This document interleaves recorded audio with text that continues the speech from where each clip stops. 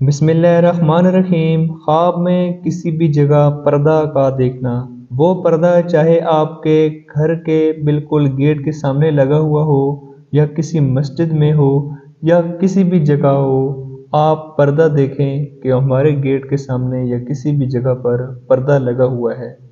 وہاں ہم آپ کو اس کے متعلق ساری تعبیر بیان کریں گے۔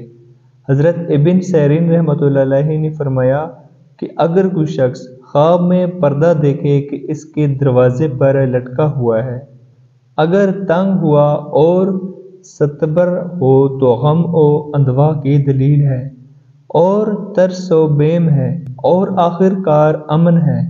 اور اگر خواب میں دیکھے کہ سرائے کے دروازے یا مسجد کے دروازے پر یا کسی بھی بازار میں پردہ پڑا ہوا ہے تو غم اور اندوہ اور نہایت بڑا خطرے کی دلیل ہے۔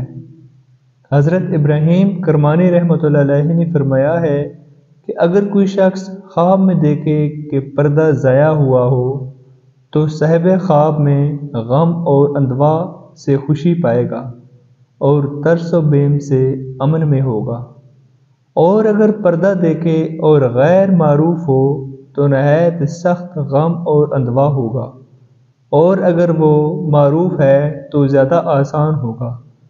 حضرت جابر مغربی رحمۃ اللہ علیہ نے فرمایا کہ نیا پردہ دیکھنا بادشاہ کے لیے اچھا ہے اور رعیت کے لیے برا ہے، اور پرانا پردہ دیکھنا کسی حال میں بھی اچھا نہیں ہے۔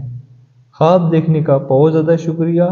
آج کا ہمارا ٹاپک تھا پردے کے بارے میں، تو آپ کو ضرور اس کی تعبیر مل چکی ہوگی۔